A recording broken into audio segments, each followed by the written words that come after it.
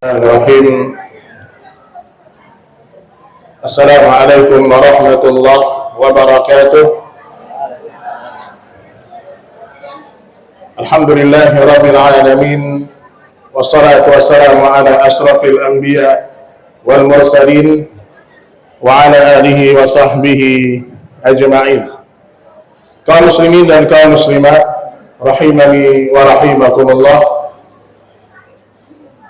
Kita alhamdulillah dimudahkan oleh Allah Subhanahu wa taala untuk sampai ke penghujung Ramadan. Dan Nabi sallallahu alaihi wasallam memberikan motivasi kepada kita. Sebagaimana hadis Rasul sallallahu alaihi wasallam, "Ataakum syahrul mubarak, futihat abwabul jannah wa ghaliqat abwabun nar." Kata Nabi sallallahu alaihi wasallam, telah datang kepada kalian bulan yang penuh dengan keberkahan. Bapak Ibu yang dirahmati Allah Subhanahu wa taala, Ramadan sebentar lagi akan meninggalkan kita. Kurang lebih 10 hari lagi kaum muslimin dan kaum muslimat akan merayakan hari Id. Ada beberapa nasihat yang ingin saya sampaikan pada pertemuan kali ini, sebagaimana ucapannya Imam Ibnu Qayyim rahimahullahu taala. Para ulama salaf mengatakan, Allah yang kita sembah di bulan Ramadan adalah Allah yang juga kita sembah nanti di bulan Syawal. Kata para ulama, alangkah banyaknya manusia mereka kenal kepada Allah bulan Ramadan. Alangkah banyaknya manusia mereka kenal dengan salat, mereka berpuasa, mereka salat malam, mereka dekat dengan Al-Quranul Karim hanya di bulan Ramadan. Seakan-akan mereka tidak kenal kepada Allah Subhanahu wa taala selain di bulan Ramadan. Maka Allah Subhanahu wa taala memuji orang-orang yang senantiasa istiqamah.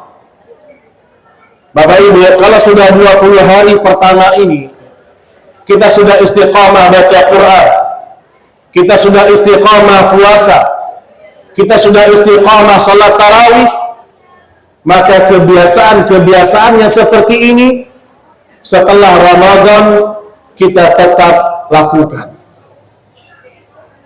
Allah Subhanahu wa taala berfirman, "Innal ladzina qalu rabbuna Allah thumma istaqamu tatanazzalu 'alaihimul malaikah alla takhafu wa la tahzanu wa abshiru bil jannati allati kuntum tu'adun."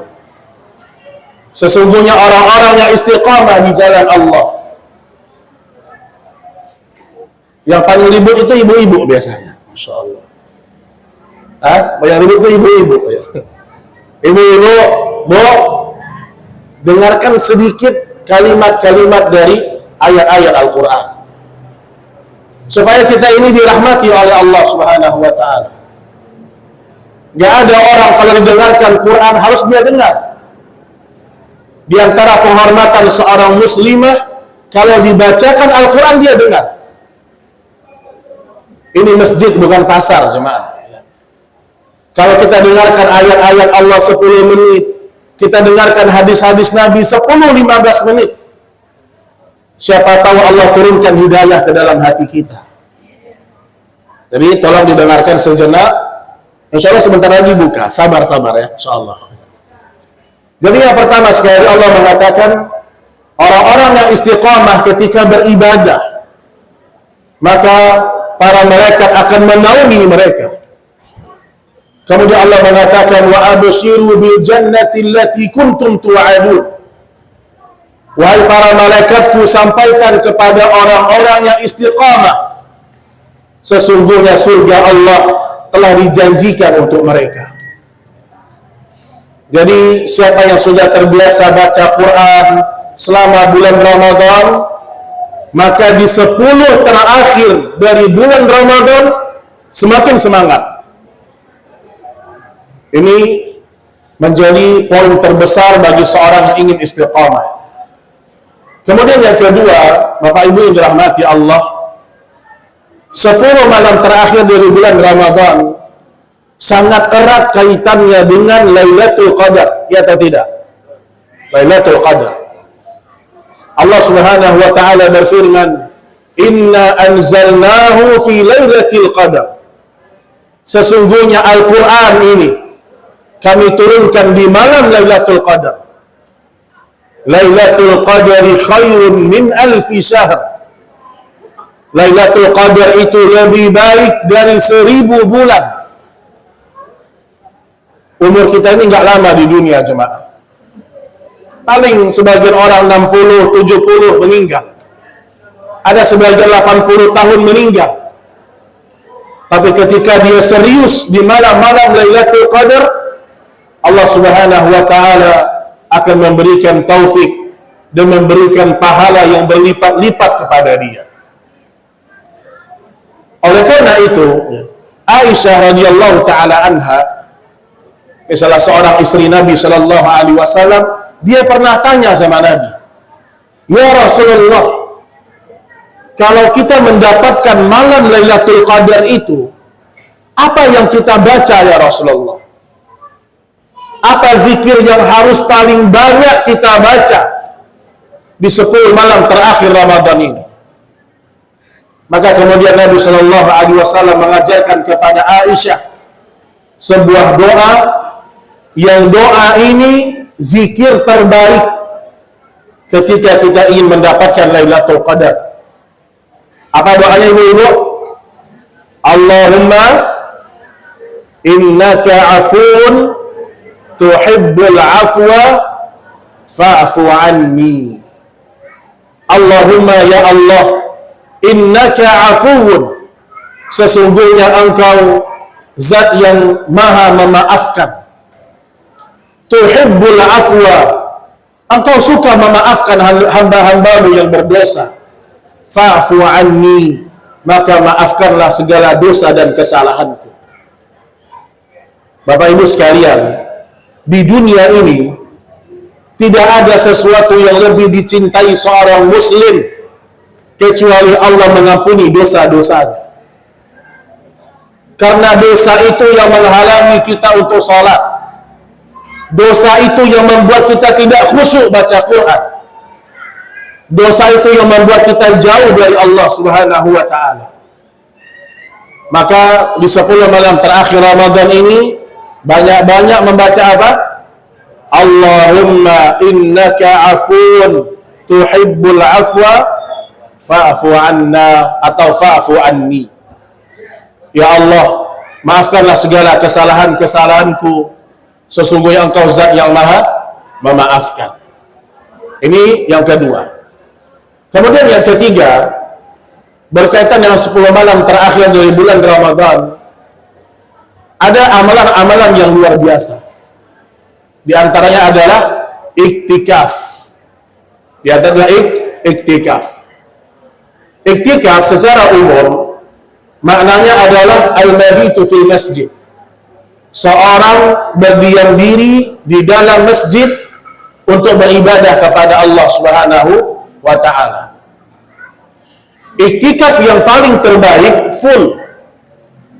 Ini yang paling terbaik. Jadi 10 hari dia tidak pulang ke rumahnya, dia fokus beribadah di masjid, di situ dia beristighfar, di situ dia sholat, di situ dia baca Quran. Maka barang siapa yang mampu melakukannya, lakukan. Ustaz, saya nggak bisa Ustaz. Saya ini pagi kerja Ustaz, dan saya nggak mungkin ngambil cuti misalnya. Ya udah, berarti kalau kita pagi nggak bisa, maka minimal kita berdiam diri di masjid setelah sholat tarawih. Misalnya ada sebagian orang dia nggak bisa iktikaf penuh, maka setelah sholat isya, setelah sholat tarawih di masjid, dia iktikaf dulu di masjid sebentar. Mungkin sampai sebelum sahur, mungkin dia sampai sahur di masjid. Itu juga namanya iktikaf. Dalilnya sebagaimana ucapannya Nabi Shallallahu Alaihi Wasallam kepada Umar bin Khattab.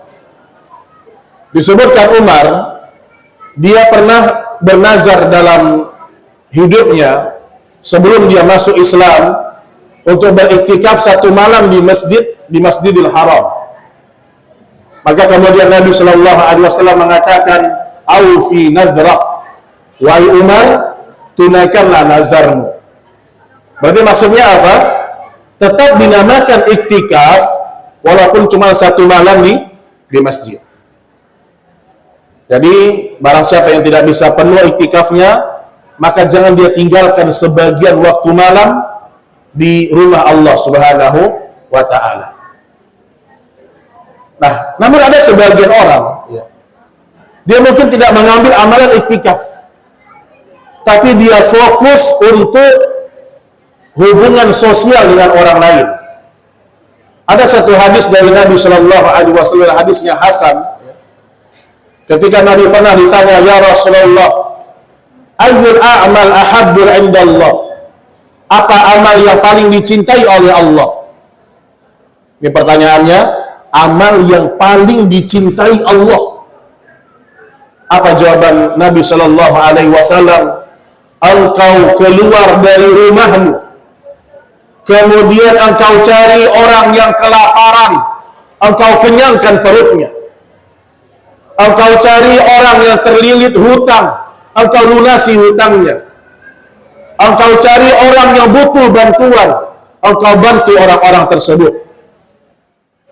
Kata Nabi Shallallahu Alaihi Wasallam, "Hadza ahabbul 'indallah min an ya'takifa ar-rajul fi hadzal masjid syahran." Itu lebih dicintai oleh Allah daripada seorang yang beriktikaf 1 bulan di Masjid Nabawi. Jadi mungkin ada sebagian orang, dia nggak bisa iktikaf full, tapi dia fokus untuk membantu orang-orang yang tertimpa musibah. Dia fokus untuk membantu korban-korban banjir. Dia sediakan makanannya, dia sediakan kebutuhannya.